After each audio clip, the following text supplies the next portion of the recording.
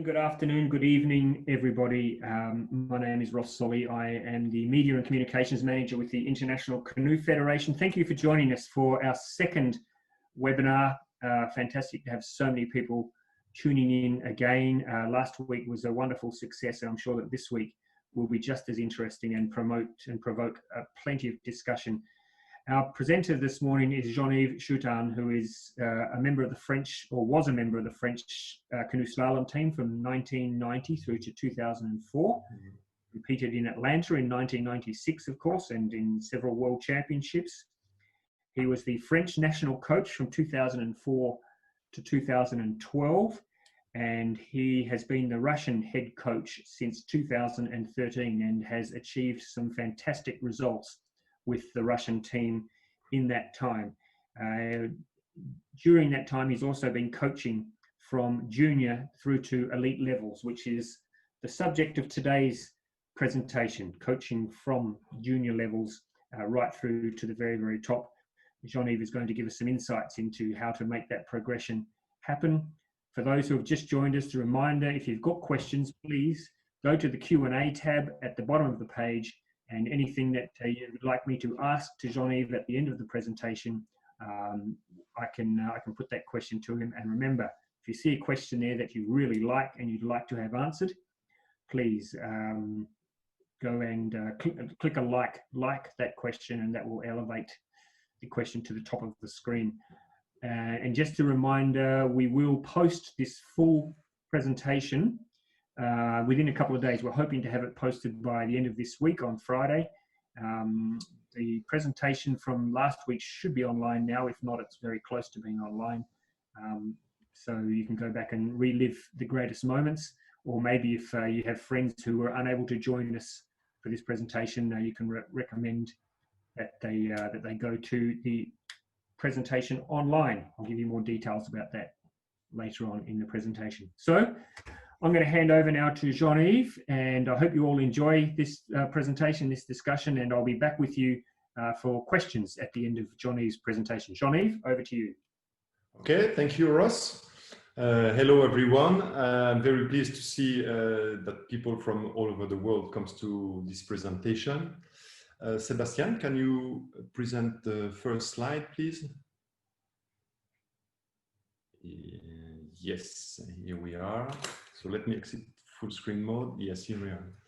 So yes, I am Mr. Cheutin. Thank you for attending this presentation. Last week we have seen a presentation about men and women trainings, and today I will not be giving too many physiological information. I will try to focus more on the methods, training methods. And next slide, please, Sebastian. And especially before to start, we are seeing by the success of this webinar that competition is not the finality of the sport. We can share the knowledge, and we can share the medals. And I believe that if we could share our experiences, it would help everyone to improve its paddling and would make our sport greater. So thank you, the ICF, for organizing such webinars.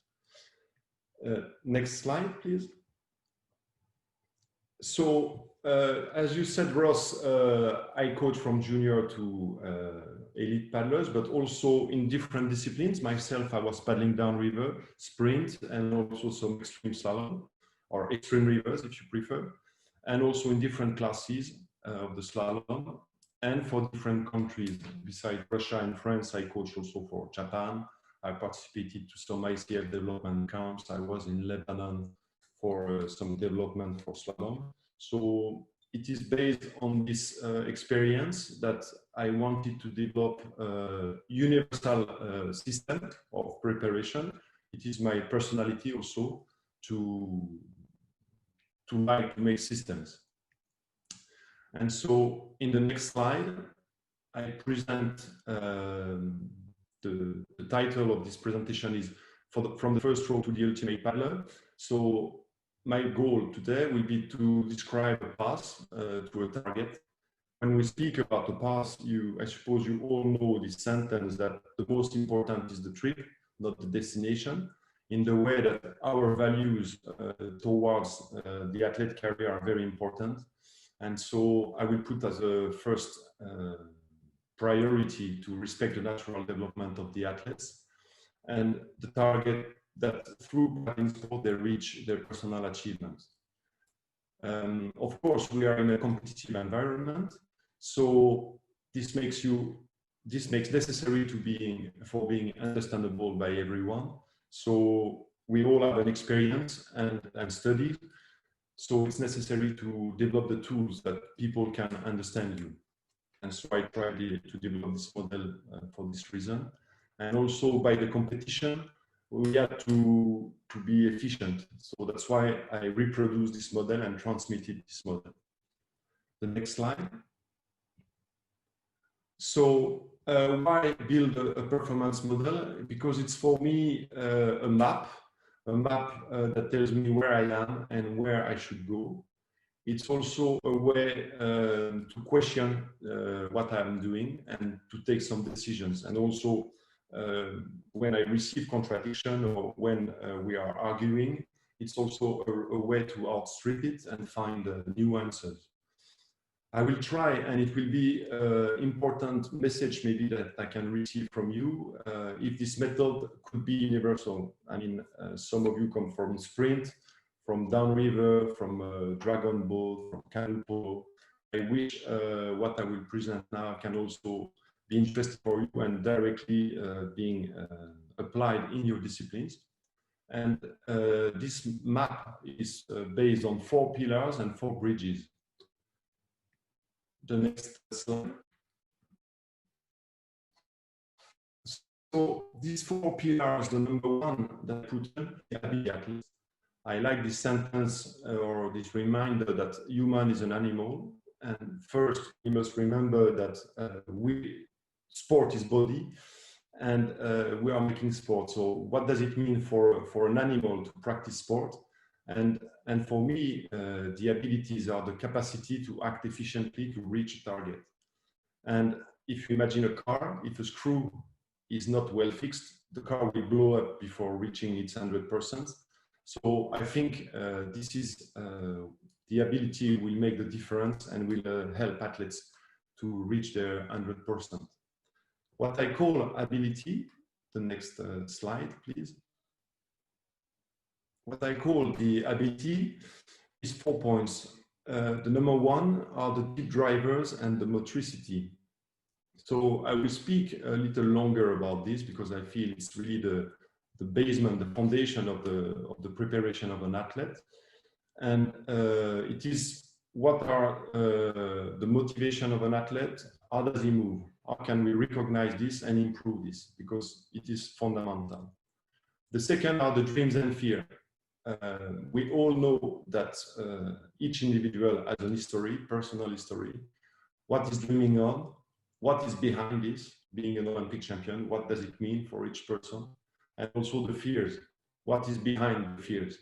I could tell a personal story. I got drowned when I was 5 years old, and someone took me out of the water. And for me, paddling was a challenge, and to overcome this fear of the water. So I suppose that it's important for a coach to go to these dreams and these fears to know where the person he has in front of him. The taste of effort. There is this saying that 10% is talent, 90% is work.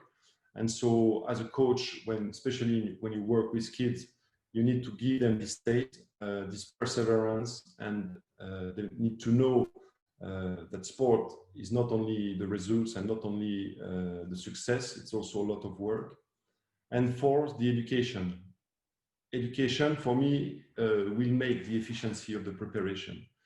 Athletes can always adapt their preparation if they have the education. There are a few situations that I remember, for example, in having bad relation with an athlete because the athlete was thinking we didn't make an inquiry because he had no penalty, but in fact he didn't know the rule of slalom. And so for many years, for a long period, we were struggling to make her understand what were the rules. And So I will spend a little more time now about the deep drivers. And so the point one that I call deep drivers and motivation and motricity. So the deep drivers are the motivation of the athletes. There are two kinds of deep drivers. The first one is how we represent the world. Some people try to understand the world. It goes through the head. And some people goes through the body. It's an anchor, and they try to feel the world. And this is important to understand when you communicate with them what they are looking for. And the second step is how people are navigating in the world. Some people are looking for the relations toward others. Some people are looking to the result. And some people are working for the victory only. And some physical tests exist to define this. So it is very important to, if you can have this kind of approach, to understand that, for example, in the training in groups, some athletes are not able to compete one to another. They don't like the direct confrontation. So if you want them to achieve the training, you need to put them in different situations. They will first preserve the relations. For example, the people who are anchor, they will always try to protect their tribe. And if you attack their preparation, if you are in a wrong relation with their environment, they will be very aggressive. And this is the kind of understanding that you need to develop with the athletes. So some physical tests, of course, I am not with you today, I cannot show you, but you can guess the motivation of the athletes and understand that everybody has a different way of representing his world and his reason to paddle. The next slides, please, Ross. The next slide is showing the motricity. So the motricity is the movement. So I'm sure you have all noticed that we don't all move the same. And this is not only linked to our size, our weight, or it's also linked to our motricity that is directly linked to our brain developed. And you see here 4 different motricity. The first one is the people who are moving from the body. Globally, they have the arms that are close to them, and they have an associated movement. It means the whole body is involved in the movement. The second kind has a dissociated movement, and they are using the chest front to be strong. And for them, the arms and the power of the arms are very important. The third kind of motricity is the rhythmic motricity. It is also a dissociated movement. I will explain what it means. And starting from the back of the body, and it's using a lot of rhythm. It's people who are paddling faster, to make it simple. And the fourth kind of movement are the people we call the door. They turn around an axe using the whole body and the back chains. If we go through the next slide. So when you watch someone, you can check first, does he have an associated or dissociated movement? It means, does the movement start from the shoulders or does it start from the hips? This is very important for you as a coach because you are moving one way and maybe the athlete is moving in a different way. So in the way you will coach him, you need to understand that you need to adapt your coaching to the way he's moving. And the second point that you need to check is he opening or closing with the upper body? For example, someone who is opening will have a hand that will be a little more horizontal when the blade goes in the water because he needs to open his arm. Someone who will be closing will be with his arm a little more open at the start so he can close. So this is very important that you can see that in the verticality of the paddle, because we all learn that paddle should be vertical, but it is not true for all the paddlers. Some paddlers need to be a little more in this direction, the position of the hand. The same for the elbow. The elbow can be a little more looking outside. People are horizontal or a little more looking down. And you can watch that also very well when people run. When some people run, you can see their elbow a little more on the side or their elbow very along the body.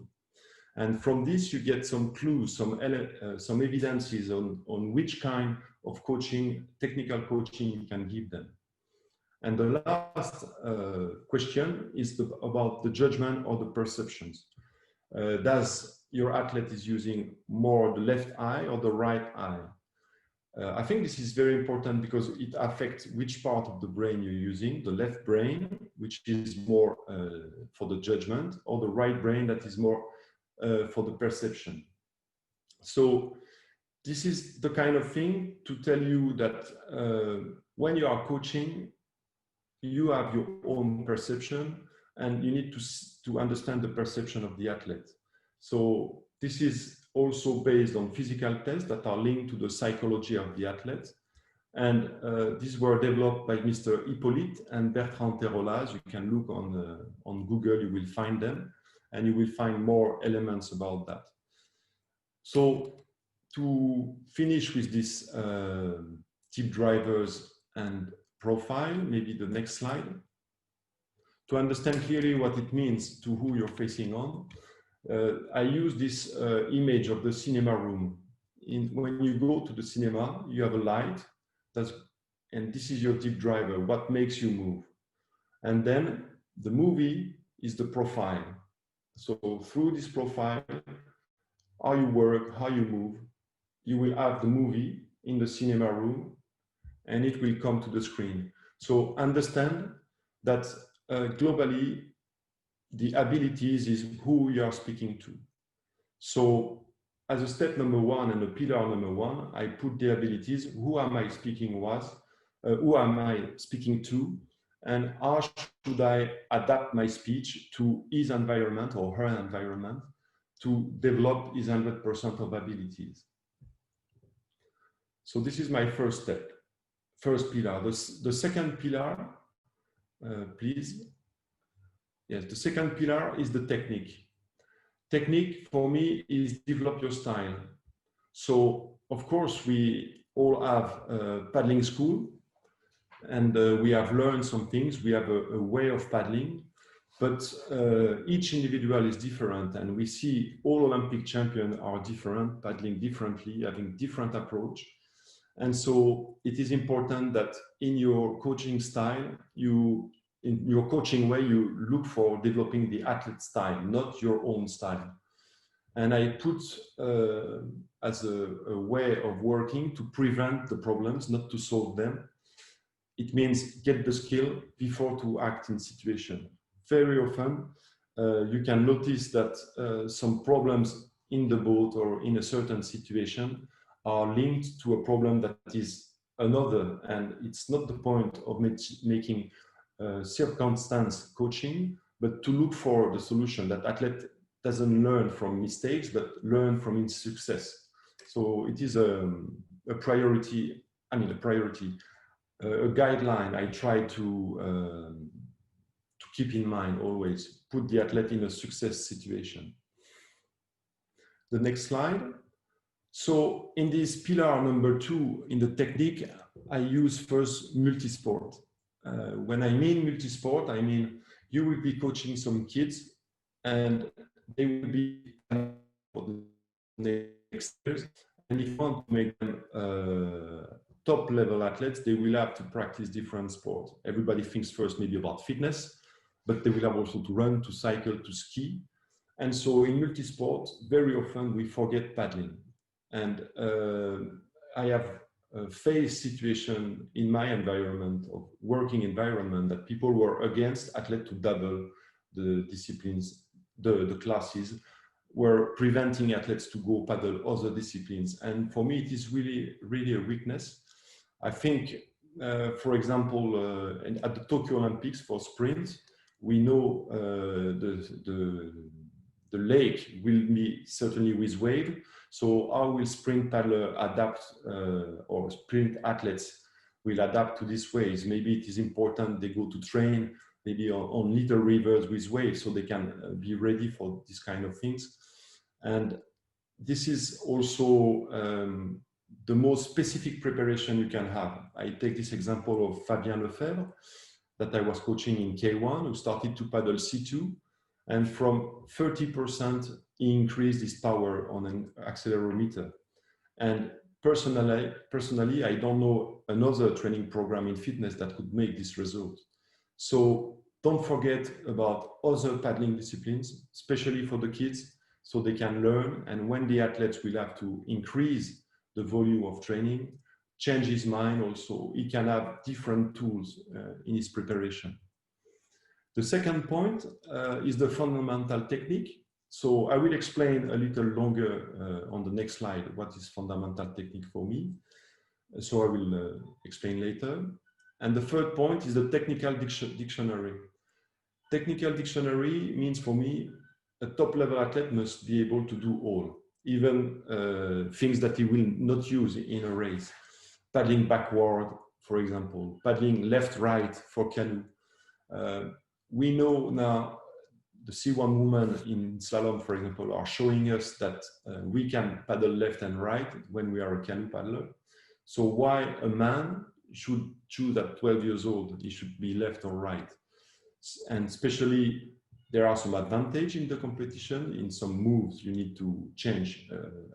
Changing side is making faster, is making you faster, but also there are all the injuries that you prevent. So you can paddle left and right, and one day the athlete will maybe feel better, but maybe at 12 years old or 15 years old, your skills are not developed enough to choose one side. And also, I remind you that the brain studies from mirror and balance. What I mean is there are some experiences that are made with people who lose one arm, and when they have a mirror in between their eyes, they lose the pain. It means always your brain has the conscious of left and right. And also there is this experience of people who are reaching their limit at the bench press. And in fact, to improve their bench press, they need to push from the legs. And this helps them to improve the bench press. It means the body likes the balance also. So the technical dictionary, do all, is also important. And then the specific technique. Specific technique is do it here. In slalom, you can learn to make upstreams, or neck the gates, but you will have to neck this gate at the Tokyo Olympics. So there is this specific technique when you will need to adapt your preparation to a location. In marathon, for example, you learn to embark and disembark, but how it will be the place of the World Championships. So you will need to have this specific technique. In downriver, when you come to Garmisch-Partenkirchen, first time you don't think you can go down the river. So you need to repeat always the same movement to learn. But for me, this come last in the preparation. First, multisport, fundamental technique, technical dictionary, and then the specific technique when you need to deliver the result. And in the next slide, I present my vision of the fundamental technique. So, of course, I'm sure you will have read some biomechanics book, or you will try to copy some paddlers. But for me, I try to respect some fundament, and I look for athletes to find their own way of doing it. So there is what I call the internal energy. Maybe the term static is not well chosen, but internal energy is what the athlete can do. The athlete can control the direction of the boat. The athlete can make stroke, and the athlete can balance the boat. So this is what he can do. And the external energy, it's in his environment. He can be steering the boat, transmit the energy, and propel the boat. So how does he manage? And like I said already, so you will give guidelines. Of course, if you present this 2 triangles to an athlete, he will have problems to paddle for the first time, obviously. So you will give advices, but always remembering that you have your own profile, you have your own way of moving, and you need to adapt your speech, your advice to athlete. And we can see, sorry, the paddling schools. In some countries, you can recognize athletes. I mean, you can recognize some athletes where they come from, when you see them paddle. And this is also because there is a long history of coaching in one direction. And in these countries, many profiles are missing. In France, for example, when I was an athlete and when I started as a coach, all the profiles were dissociated profiles. And we noticed that because it was the time we introduced this vision of the motricity, we noticed that most of the coach had dissociated profile, and it was difficult for the associated profiles of athletes to find the connection with the coaches because their feedback was not adapted to their movement. So, like I said, for the abilities, who are you speaking to? So this is my pillar number 2. The technique, adapt to the athlete the fundament of the sport and be open to different approach and different techniques. The pillar number 3 for me is the synchronization. So you have an athlete with his ability, you are working on it. He has developed his technique. Now it's time to face his preparation, to synchronize his preparation, to be able to face him to the competition. So I say it is dealing with time and space. It means preparing the preparation of the athlete along his career and synchronize him with the Olympic cycles. There are many athletes, I mean, we can see quite often some athletes who are good the years before the Olympics, but not the year of the Olympic Games. And some athletes are always, I mean, now in slalom, for example, and in sprint, World Championships are every year, but before World Championships were every 2 years, and there were some champions to be the best the year before the World Championships. So this is what I call dealing with time. The space is what is the dimension of the performance, what athlete will have to put together to reach his best performance the day of the competition. The next slide. So it means to achieve this synchronization, first are the targets. Are they clear and realistic? What I mean is you can't improve your skills too high, and for the coach it is necessary to make the difference between what would be the perfect situation in terms of results of progression and what it can be. It is also a way to involve the athlete inside the preparation. If you give him targets that he's not interested in because it's too high or too low, you will fail the involvement of the athlete. The second thing is the training plan. So what condition are you facing? How can you organize the preparation? And in this, you are not alone. I mean, the coach is an actor, but is depending on his environment about the condition that his federation, the head coach, or the situation is offering him. So it is a point that you can't always control 100%, unfortunately, but it is also a way to adapt and to find new ways of doing. The realization of the plan, this is the adaptation that I'm speaking about.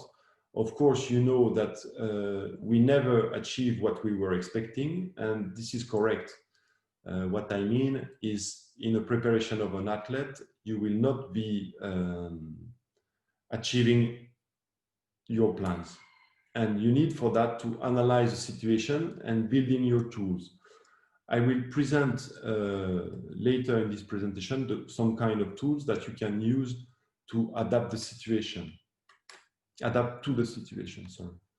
So this is the pillar number 3, the synchronization of the performance. And I will present in the next slide, maybe to be a little more pragmatic, different periods that I use to prepare a season. So it can be helpful for some of you to give some new ideas of the targets. So on the left columns targets, you see what are for me the fundamental points for each period. So I count on 6 periods in the preparation usually. And in each period, I develop performance criteria for the athletes and for me to check if the periods are working well.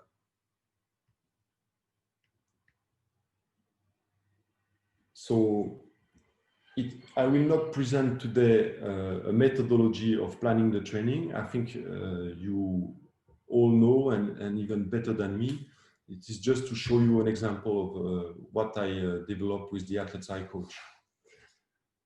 In the next slide, we will speak about the coachability of athletes. So what I call coachability, it means athletes need to follow a process to improve their skills.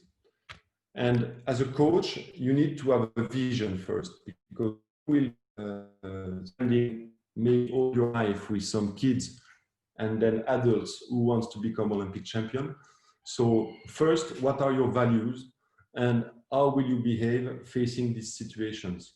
So what you see is my vision for a coach, and it means performance belongs to the athletes.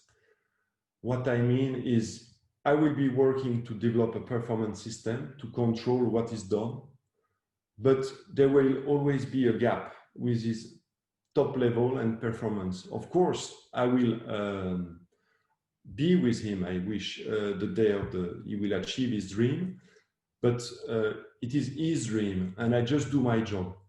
And the target is that athletes makes his target, reaches his target alone. So this is my vision of things. I try to give what he needs to make the difference, but it is his life, his history.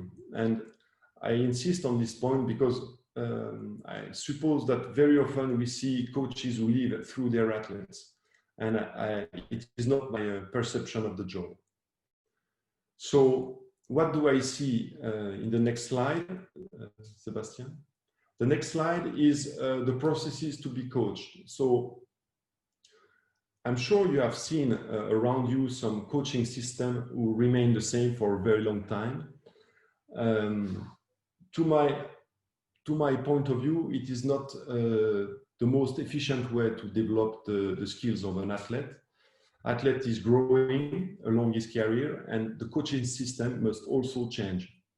So you first, as a coach, you need to also be able to evaluate which level of coaching are you developing, because not all coaching can coach at all the levels. I will explain these different levels. And the same, athletes don't need coaching at the same level all the time. So what I call the first level is the learning. I mean, when a kid comes to you, you need to teach him and he needs to learn. So first it will be mostly going down, and you will give him an education. And through your life, you will be a teacher in some ways and bringing values to the athlete, sharing with him. I remember when I was 12 years old, I was taught what is the difference between the tank and the sink. So the tank is your capacity. So when I make aerobic training, I develop my capacity.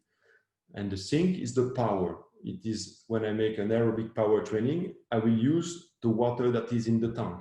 So you will be teaching to the athlete. Second, the collaboration. So athletes will learn, athletes will develop their expertise, and so you will be able to collaborate more with them. And so it is also a skill for the coach to receive and not to be just giving or giving orders or giving information to the athlete. The athlete keeping on growing, he will also discover and be or have the wish or be in contact with many other people who can give him informations. And so at some stage, he can be in a position that he will manage his preparation and say to the coach, no, today I need that. Oh, I want to discuss with this coach. He will give me this information. And this is also a step that can be difficult for the coach when the relation moves this way, because he feels he's losing the control on the athlete. But to my opinion, it is an important step for the athlete to take confidence and to take responsibility in his preparation. And then, for me, the step number 4 is the individualized performance system. It means the athlete has now explored a lot. He understands his preparation is wide. There are many different points that he can't control all. He needs different people working with him, and he needs someone to deal with this performance system. And the coach at this stage is more a performance manager and making the people around the athlete work, of course, organizing the preparation of the athlete, but it is a whole system around the athlete that prepare his performance. So I invite you just to be able to ask you which kind of coach I am. Am I a teacher? Do I like to collaborate? Do I like to take distance and work with different athletes also? Or am I a performance manager? Which kind of coach you are? And are you able to work with different skills? And then face that to the athlete you are working with, and face that into the action. What I mean is now today in front of this webinar, we can all say, oh, I can do everything. But in fact, maybe it is not true. And we are working at some certain level. In the next slide, I show what is, I symbolize this relation. So sorry, it is in French, I forgot to change. So the E is for coach, E is entraîneur for coach, and the I is for intervenant. It means additional staff collaborating with the athlete. So 1 is learning, the coach gives to the athlete. 2, there is a balance. 3, people to the athletes, so athlete is manager. And 4, this is a performance system where everybody works together. So in point 1, you try to fill the bottle of the athlete. The point 2, you discover together.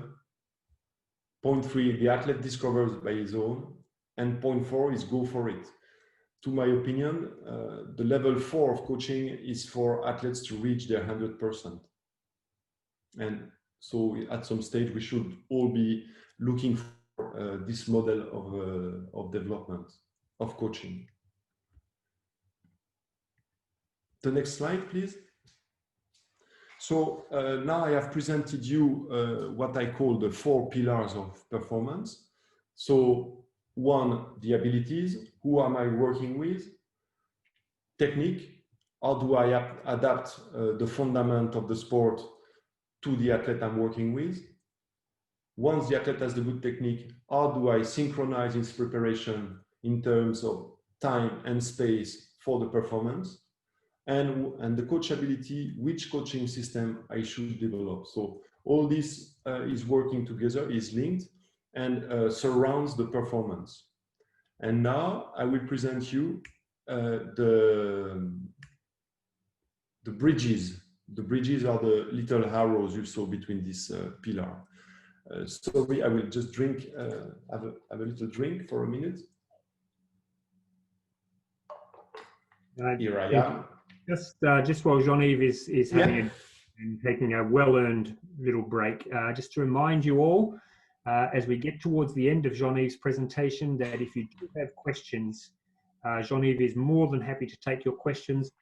Just go to the Q&A tab at the bottom of your screen. You should be able to see it there, and put your question in there.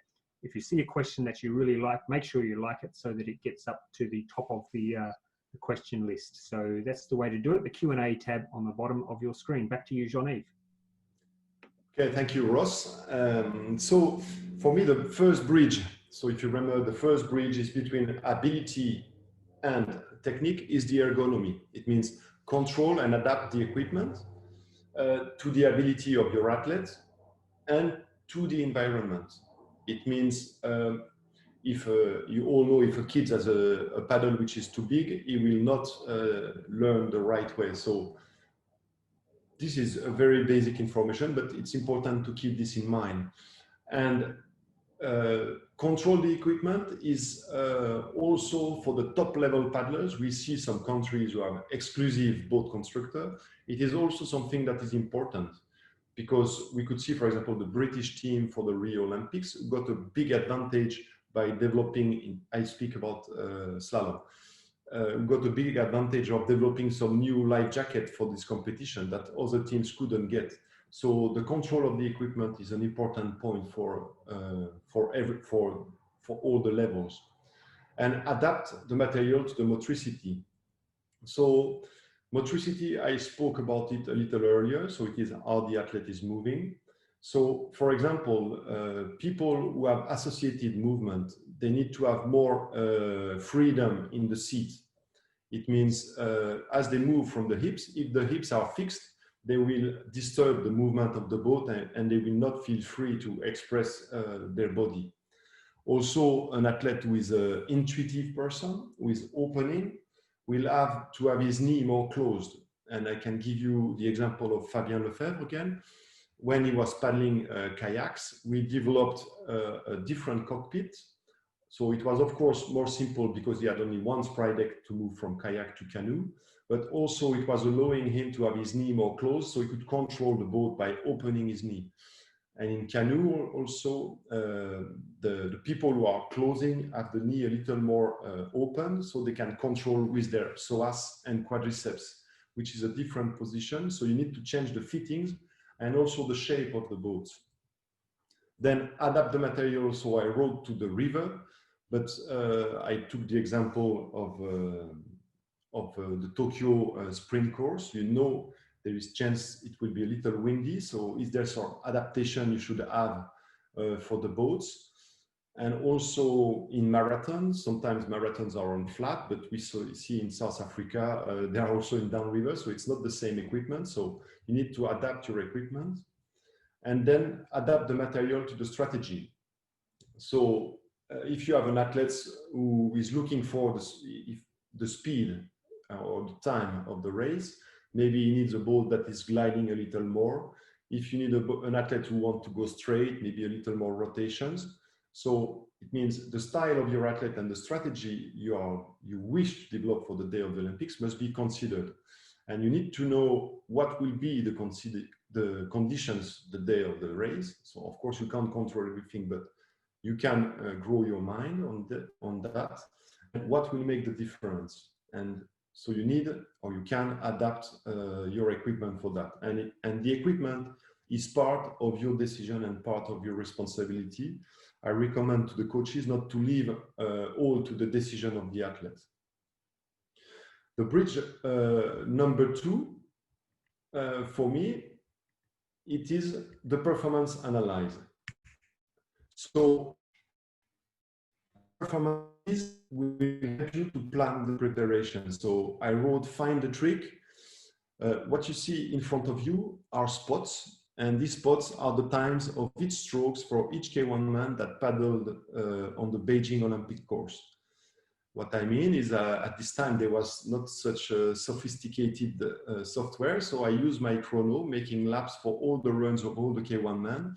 And I put them in an Excel file and checked what was the difference between the athletes I was coaching and the other athletes. And you see these 2 tendency lines in black show that the athlete I was coaching was starting too fast compared to the concurrents. The other line that is a little more light is more flat. So we we use this information to adapt our preparation with a slower start. We also noticed that there were some periods of the course that there was always some slow movements. So we also modified the physical preparation to this specific time of the race. So we were starting slower, have strong timing around before the middle of the race, and then trying to increase the pace. So this is what we train for the whole year to prepare for Beijing. So I just show you an example because performance analyses are much more wild, and I know now there are many experts, but it means the coach must involve this kind of specialist into his performance system. And I invite you to discuss with a performance analyst from your team, but also maybe from other team to find a new trick to make the difference in the future. The next slide, please. So the next slide, is the career plan.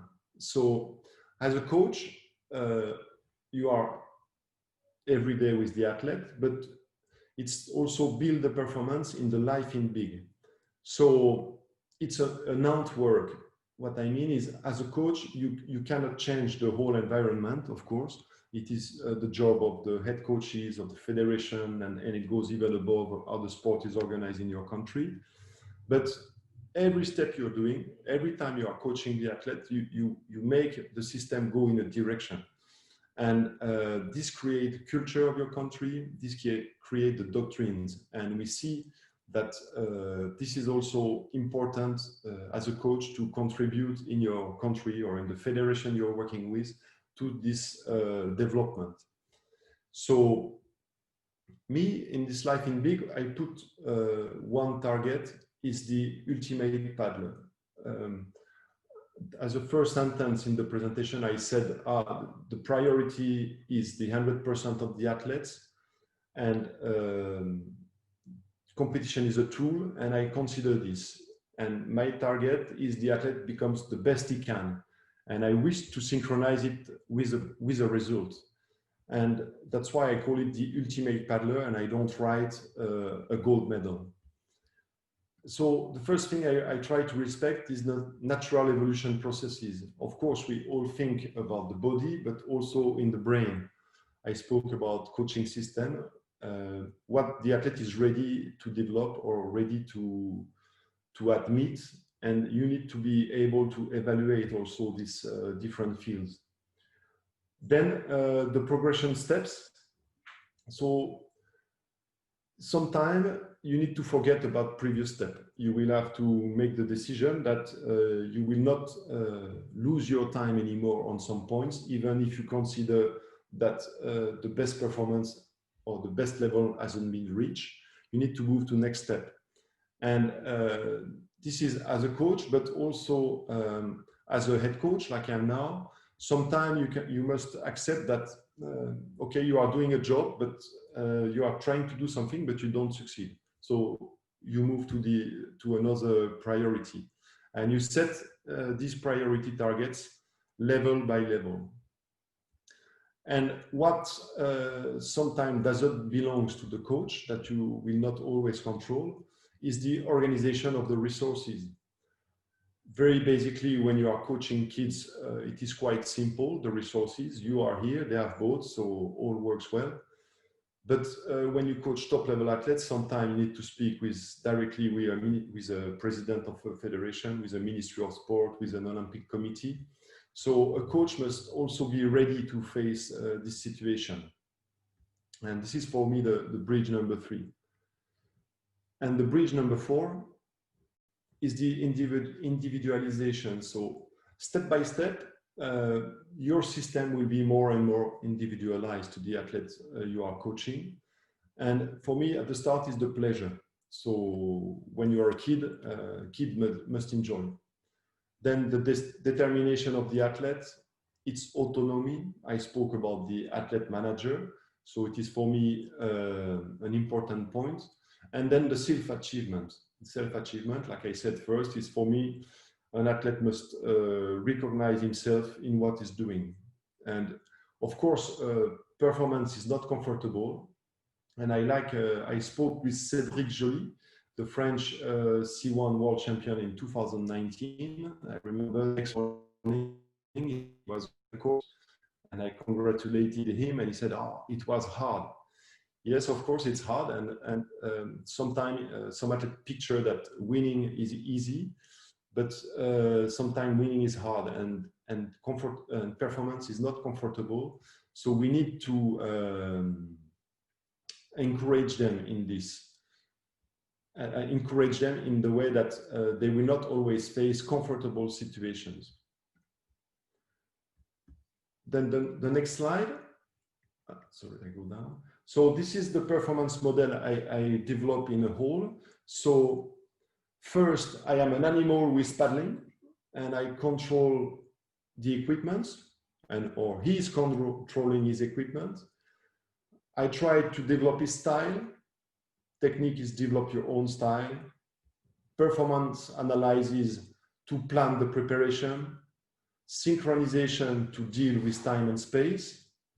The career plan is life in big. So how do you put together all the elements of the preparation? The coachability to face the dimension of performance. As a coach, I don't know everything. And if I want my athlete to grow, I will have to look for other specialists to collaborate with me. And the self-achievement of the athlete, it is moving from the deserve to the needs. Athletes sometimes deserve, but you are here as a performance manager responsible of what he needs to achieve, what he needs for his performance.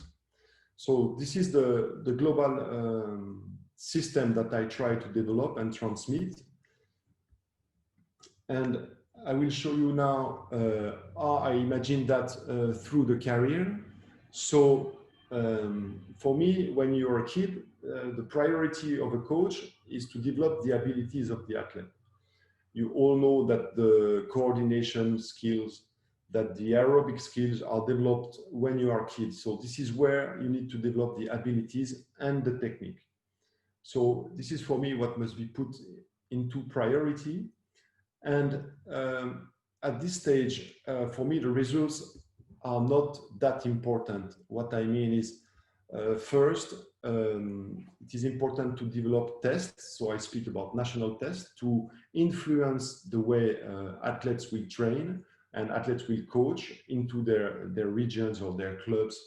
So this is the first step, not to go to a specific preparation from the start. And so focus on the national results. And so your federations can also have an input on what are the national results. It means not only have a 200 meter, not only have a slalom race, not only have a sprint on the whitewater course. What I mean is you can have this multi-skills approach and help your athletes to open his mind to different abilities.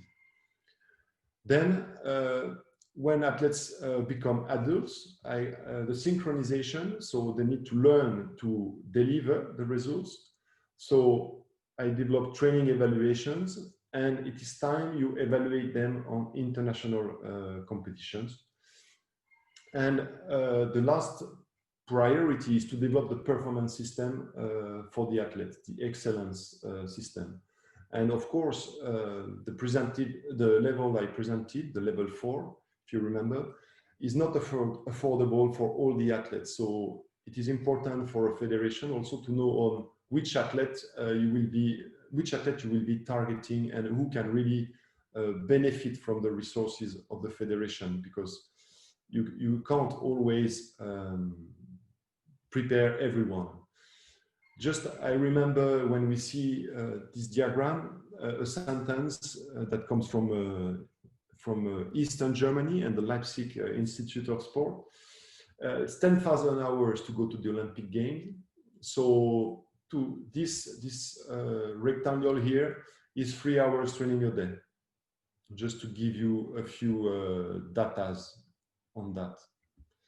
And for the next slide. So the next slide are the priorities I put step by step. So when you are 10 to 14, for me, a coach should be teaching to athletes. So athletes must be able to learn. He must learn to develop targets, multi-sports, and motricity. Then 14, 18, well, you can read as good as me. But what is important is you see this evolution in the coaching system. It's not every age, same system. So you also, as a coach, if you are coaching different ages of athletes, you need to adapt your speech.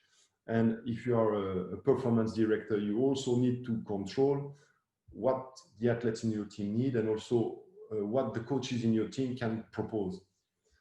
Synchronization, so it means also in the synchronization, be able to provide the resources, the technique. So of course, I mean, not all of us could have paddled all the disciplines of paddling, or are good skiers, or are good runners, or good swimmers. So it means be able to look for resources to give the best to your athletes through his career. And his ability, so his ability, of course, also are maybe some things that you can learn, but there are some specialists about this.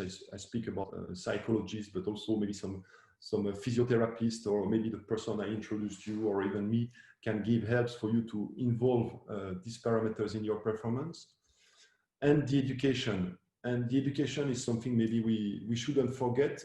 We are often in the sport, but we could also involve in our system some educational process to help athletes to get the skills for being a top paddlers. And as a last slide, I propose you to make your own evaluation, or the evaluation of your athletes. So I developed 4 bridges, and these 4 bridges were in 4 points. 4 abilities in 4 points makes 16, plus 4 bridges makes 20. So you can score your performance 1 to 5, and you will get your percentage. So it can maybe be for you or for your athletes a little game that you can do that can also help you to evaluate yourself, or to find new ways of working in your future preparations. And finally, this last slide. So I thank you for your attentions. Now will be the time of question answers. And don't hesitate to come back to me anytime, now or later in the future. You can see my email, and you will be always welcomed. Thank you very much for your attention. Thank you, Jean-Yves. That was a fantastic presentation, very comprehensive, and I think judging by the number of participants, that it was very interesting for a lot of people. So thank you so much for your presentation. We do have time for some questions, and there's already some up on the screen. So I'm going to go straight to it because I know people have other places to go to. So the very first question came from Roberto, Jean-Yves. Roberto says, interesting considerations on the observation of athletes and their various physical and mental characteristics. What is your system, or how do you intervene to help the athlete change? Change in terms of, for me, there is the hardware and the software. The hardware is how the people is moving. So this I can't change. It is the way he moves. And there are some trainings, for example, I make some crawlings, some works on the reflex, on the vision, that will help athletes to improve his movement, his personal movement.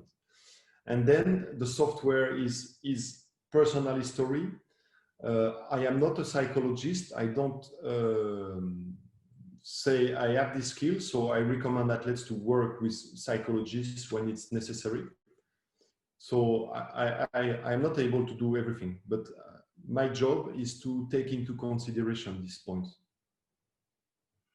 Next question comes from Nick. Nick asks, can you comment on the team environment and the culture driven by the head coach or the performance director to allow and encourage the coach to develop his or her plans and coaching model within the team structure? Oh, this is a rough question. How to do? To be honest, I don't know. No, it is very difficult. I mean, at the start, there is the logistic. So for me, a head coach must now first settle the logistic, give the resources for the coaches. So giving the resources, it means give them the freedom globally, give them the freedom to develop their coaching the way they want, and then collect the feedback. And this is where it is difficult, because sport and coaching is a passionate job. and passion is mixed with professionalism, and it is difficult sometimes to interfere. So to answer this question, I would say first, give the people a chance. Give the people a chance to do what they want. A question here from Jimmy. Regarding motivation and dreams, how would you react with professional athletes when the sport didn't come as a passion, but more as a job or a way of training? But more as a way or a job to feed yourself and your family. Yes, so when you are in such system, you work in the system. What I mean is, if they want money, they need results. So you base everything on the results. No results, no money. It is a job. Do you come across athletes sometimes? Yes, of course. We face this situation, and it is the answer you can bring. But to my opinion, so there is.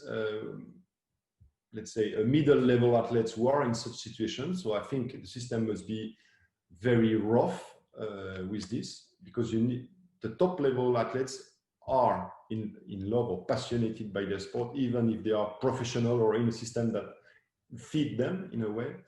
So you need to get rid of all these athletes who are not passionate, who are not just here for the money.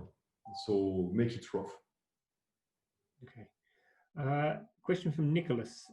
Are there any examples on where the process or the strategy that you presented didn't work as you expected that it would? If there are multiple examples, is there a consistent reason as to why it didn't work?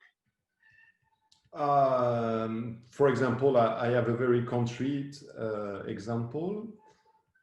So I will come back to my presentation. Maybe, Sebastian, you can also go to this, to the coaching system, level 4.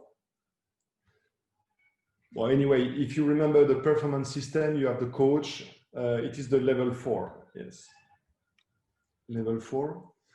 So when I was coaching Lefebvre and Gargaud it is the slide number. When you have coach, athletes, and all these bubbles around. Yes, a little before. So when I was coaching Lefebvre and Gargaud, honestly, I didn't have the skills to face the problems. There was a lot of problems inside the environment, and problems between the athletes, problems between the staff around, and I just didn't adapt to this situation, and I am part of the failure of the system. And what to do in such situation, I don't know, because you are into the action. I think a strong support from the federation, from the head coaches are most of the time the way, because I consider the coach, I mean, still in our sport, the coach is paid by the federation, is working for the federation. So this environment should help him to face this situation. I don't know if I was very clear in my answer. No, I think that makes a lot of sense. Yeah. Another question here. Actually, I'll go to this question from Veronica, because Alex had a question. I'll come back to that question in a minute, Alex. But Veronica says, how do you balance pleasure and determination or discipline for recreational dragon boat teams? During the COVID pandemic, our club members seem unmotivated to train or work out because there are no upcoming races in the near future. I would assume this is dragon boat and so many sports at the moment. Yes, so different things. So I would speak about the deep drivers. If you remember, I spoke about the motivations of the people. So like I said, in the deep drivers, some people develop relations, some people are just focused on the target, and some people are just here to win. So when you compose a crew, you need to consider this. It is true for sprint, it is true for dragon boats, and it was true in slalom for the C2 paddlers. So maybe make a lot of changes in the training. I mean, don't put always the paddlers into confrontations. Maybe develop some social meetings, even if during the COVID was difficult. Remind them the targets, set maybe closer target than what you were planning. and sometimes make some chrono that everybody can find his own feeding in the preparation. And I remember one thing that a British coach, I speak for the second time about the British school, but in slalom it is a very inspirative school. And they were saying, athletes must laugh. An athlete who is not able to laugh cannot be good. So I think also it's the job of the coach sometimes to be a clown, to make him laugh. I'm sure many of our participants would have plenty of examples of when coaches have been clowns. Yes. And we mean that obviously in no offensive way towards our coaches. Alex, we've just got time for a couple of more questions. Alex says, and this is a very good question across the board for canoeing, at what point in an athlete's career do you think it is time to engage with specialists in addition to the coach? For example, psychologists, S&C coaches, dietitians, all the support network. At what stage in their career does that become important? To my opinion, it is when the athlete becomes an adult, so around 18 years old, but this is maybe a little cut. But globally, I think the coach must initiate this work. What I mean is, when you are coaching, you are facing questions that you don't have answers, or you have an answer, but you must check your answer is correct. So look for other specialists. They will give you some information, and then you can imagine them working with the athlete you're coaching. So maybe you will involve them in this in this environment. It means it's also the way I did, for example, about this Motricity that I presented, Motricity and deep drivers. I studied this, I involved it in my coaching, it influenced me a lot. And then I involved Mr. Hippolyte inside the preparation cell of the athlete. And then athletes were able to communicate directly with him. And this also can happen with performance analysts, physiotherapists, psychologists, or whoever, boat constructor. I mean, we often forget about boat constructor, but athletes develop in slalom at least a lot of connection with boat constructor for the fittings. And I try also to make athletes be interested in that and to connect with the boat constructor. So I would say from 18, athletes must take some distance from you and be able to look away somewhere else. And you also have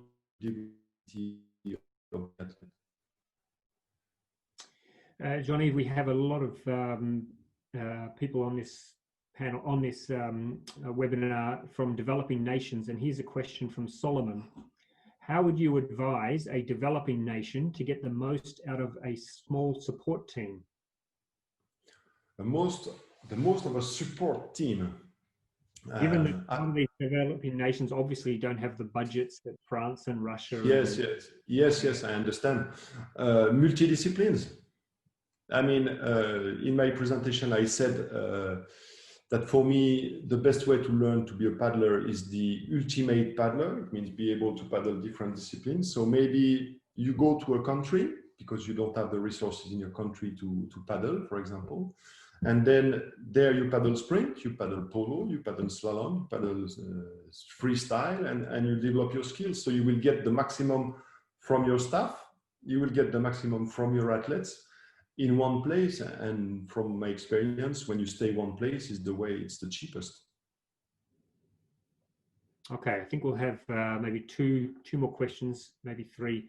Matthew says, when it comes to training new teenage athletes, we're talking about athletes 16 plus, with no experience in the sport, but that they are motivated to reach the Olympic level, how would you go about training them?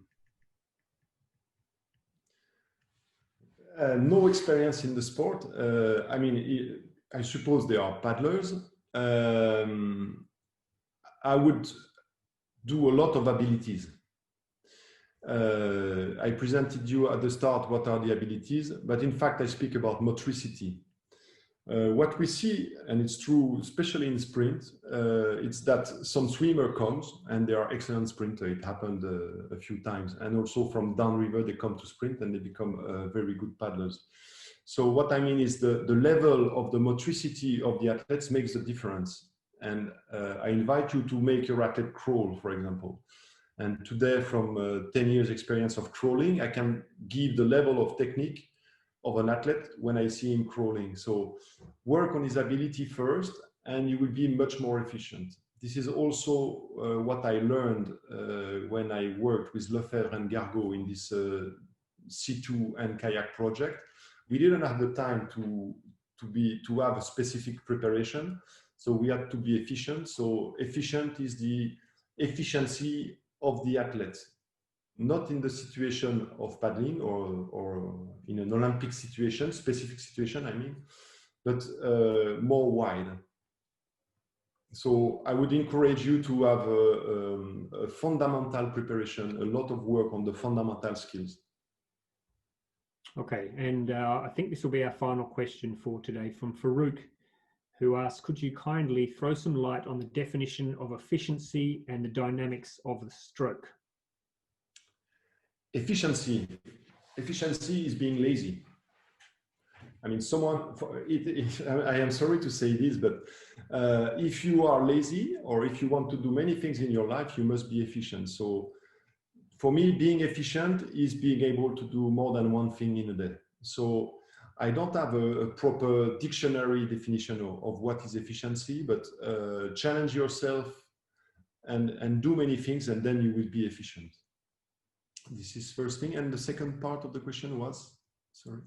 The second part of the question was, I'm just going to it now, definition of efficiency and the dynamics of the stroke.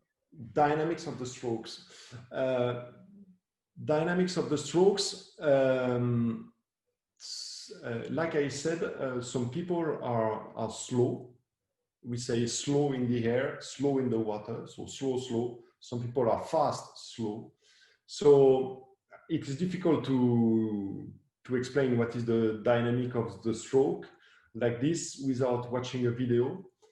But globally, the water must be accelerated. So this is what I would say about the dynamic of the strokes. I'm not sure I was answering correct about this. Yeah, that's great. And David just finally says, and this may be of interest to a lot of our attendees today, what are the processes used to select team boat members, K4 or K2? I don't have this experience, but to be honest, between us, we are only 400 here. I would dream to experience that. I would use the profiles and the deep drivers for sure, because I just spoke about the dynamic of the strokes. Depending on the profiles of the athlete, there are different dynamics. And I suppose that some dynamics don't fit together. So I would use not only pure physical or results. I would also use some profile tests. Not only that can be maybe for people around a little more subjective, but I would use another type, and especially not many countries have the tank for many athletes, so you need to make the best from your resources. So I would use maybe more subjective elements. That's fantastic. Jean-Yves Cheutin, you've been very generous with your time today. We've covered a lot of ground, and I think that everyone who has been involved in this discussion today will walk away with new knowledge, which they'll be itching to put into practice when we finally get back out onto the water and get back into a full training environment. So thank you so much for your time today. Just a reminder to people that this presentation will be available. The full presentation will be on our website in a couple of days' time. We'll also be sending out a questionnaire to all the participants today just to get your feedback on today and to give us your thoughts, because we have got several more presentations coming up, and obviously we're looking to fine-tune all the time. In fact, the very next presentation is next Wednesday. It's about considerations for the female athlete, which I'm sure we've already had a lot of questions in the first 2 weeks regarding this topic. So I'm sure that will be a very popular topic next week, considerations for the female athlete. Johnny, thank you so much. Hopefully, Ross, yeah. Just one question, Ross, just for the people attending to the seminar. I would really appreciate for people who are not from slalom to tell me if they think that what I said could be interesting also in sprint, polo, freestyle, or marathon, whatever, just tell me, yes, we can transfer that. I'm interested to know that. Okay. Yes, we will in our questionnaire that we send out, we can maybe include a question. Yeah, pass the word, yes. So that we can get some feedback to you on that. Jean-Yves, I know that you're itching to get your Russian team into Europe very soon to get them preparing for events. I know we have the European Championships, fingers crossed, coming up. Yes, yes. Yeah, and touching wood also. Yeah, and we have some World Cups still coming up in Tux and of course Po, where you are at the moment. So hopefully things will happen. Thank you to everybody who joined in today. As I said, next week, September the 2nd, same time, I believe, considerations for the female athlete will be our topic. And we'll send you out some more information and reminders beforehand. Thank you, everyone. Thank you, Jean-Yves. See you in a week. Thank you all. See you.